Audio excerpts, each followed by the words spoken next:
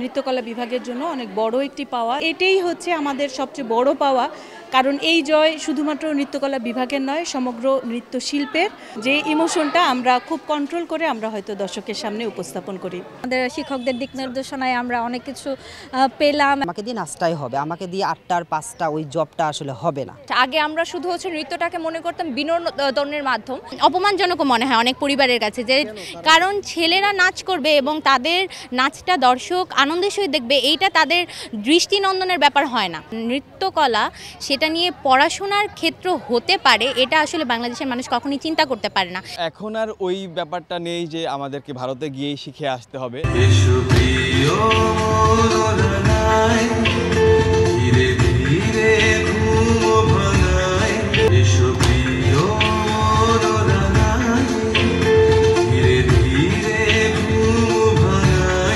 আজকে 14-15 সেশন থেকে 18-19 সেশন, 5টি ব্যাচের বিদায় সংবর্ধনা এবং একই সাথে পৌষ উৎসব। যেহেতু এখন শীতকাল, তো এটা আসলে আমাদের নৃত্যকলা বিভাগের জন্য অনেক বড় একটি পাওয়া যে আমরা 5টা ব্যাচকে তাদের বিদায় সংবর্ধনা দিতে পেরেছি, যেটা তাদের আসলে প্রতি বছরের প্রাপ্য।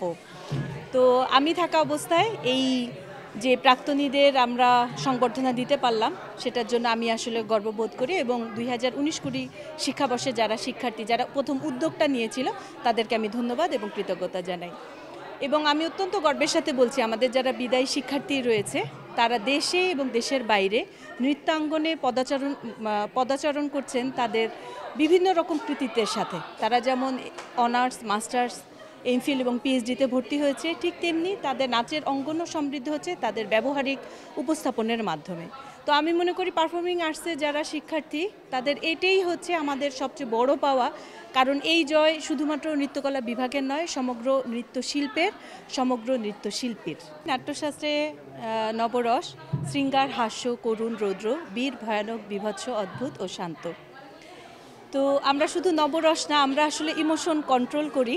যে ইমোশনটা আমরা খুব কন্ট্রোল করে আমরা হয়তো দর্শকের সামনে উপস্থাপন করি।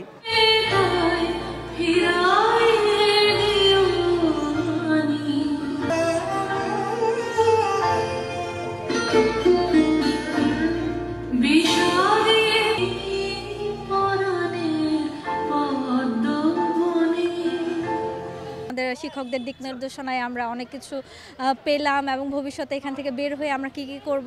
আর আমি যেহেতু শিল্পকলা একাডেমিতে চাকরিরত আছি, আমার এই শিক্ষাটা আমার সেখানেও কাজে লাগবে আশা করছি।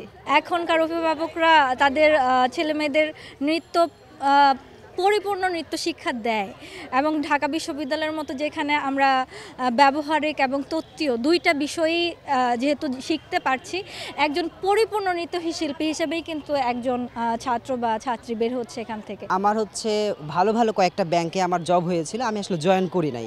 ইভেন আমার 37তম বিসিএস আমি রিটার্ন পর্যন্ত গিয়েছিলাম, সেখানেও আমি আসলে আর আগে নিজ থেকে আর আগাতে চাইনি। কারণ ওই যে বললাম যে নাচের প্রতি আমি একদম খুবই ডিভোটি এবং ইনভলভ হয়ে গেছিলাম, যে আমাকে দিয়ে নাচটাই হবে, আমাকে দিয়ে 8টার 5টা ওই জবটা আসলে হবে না। যখন আমি পুরোপুরি জানতে পারলাম যে আমার জন্য নাচটাই বেস্ট, তখন আসলে পুরোপুরি অন্যদিকে ধ্যান না দিয়ে নাচের মধ্যেই ধ্যান দিলাম। নাচে বাংলাদেশের ক্ষেত্রে আমি উল্লেখ করব, যেহেতু বাংলাদেশের ক্ষেত্রে নৃত্যকলা সেটা নিয়ে পড়াশোনার ক্ষেত্র হতে পারে, এটা আসলে বাংলাদেশের মানুষ কখনোই চিন্তা করতে পারে না। এবং সবচেয়ে বেশি আশ্চর্যজনক বিষয় হয় তখন যে আমরা মেয়েরা নৃত্য করবে, ঠিক আছে, এটা কিন্তু খুব স্বাভাবিক বিষয় যে মেয়েরা নাচবে, কিন্তু যখন কোনো একটা ছেলে তারা যখন নাচের ক্ষেত্রে নিজেদের পদার্পণ করার চেষ্টা করে, তখন সেটা অত্যন্ত আশ্চর্যজনক এবং অনেকের কাছে সেটা কি বলবো, অপমানজনকও মনে হয় অনেক পরিবারের কাছে, যে কারণ ছেলেরা নাচ করবে এবং তাদের নাচটা দর্শক আনন্দের সহিত দেখবে, এইটা তাদের দৃষ্টিনন্দনের ব্যাপার হয় না।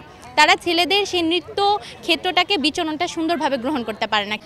আমরা এখানে নৃত্যকলা বিভাগের শিক্ষার্থীরা নৃত্য অনুশীলন করে থাকি। ঢাকা বিশ্ববিদ্যালয়ের এই বিভাগটি 2014 থেকে আমাদের এই শুদ্ধ নৃত্য চর্চার জন্য আমাদের প্ল্যাটফর্ম করে দিচ্ছে।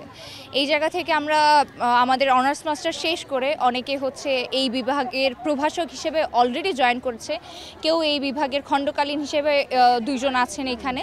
আমরা বাইরে বিভিন্ন স্কুল কলেজে, এখন তো আমাদের সুযোগ আছে, এখানে বাইরে বিভিন্ন স্কুল কলেজে নৃত্য যে বিভাগ বিভাগটি বা নৃত্য একটি আলাদা পড়ার মাধ্যম হয়েছে। আগে আমরা শুধু হচ্ছে নৃত্যটাকে মনে করতাম বিনোদনের মাধ্যম, হচ্ছে একটা শিক্ষা মাধ্যম। আমরা শুদ্ধভাবে জন্য সেই জায়গা থেকে ঢাকা বিশ্ববিদ্যালয়ের নৃত্যকলা বিভাগ আমাদেরকে খুবই হেল্প করছে যে আমরা এই বিষয়টা থেকে প্রপার, এখানে অনেক নন ডান্সার আছে যারা এইখান থেকে নাচটা শিখে একটা হচ্ছে পরিপূর্ণ নৃত্যশিল্পী হিসেবে বাংলাদেশের মঞ্চে নিজেদেরকে আত্মপ্রকাশ করতে পারছে। এখন আর ওই ব্যাপারটা নেই যে আমাদেরকে ভারতে গিয়েই শিখে আসতে হবে, এখন দেশেও সেই সুযোগ আছে। আর বিষয়টা হচ্ছে নিজেকে সমৃদ্ধ করার জন্য আসলে আমার যে কোনো পরিস্থিতি বা যে কোনো জায়গা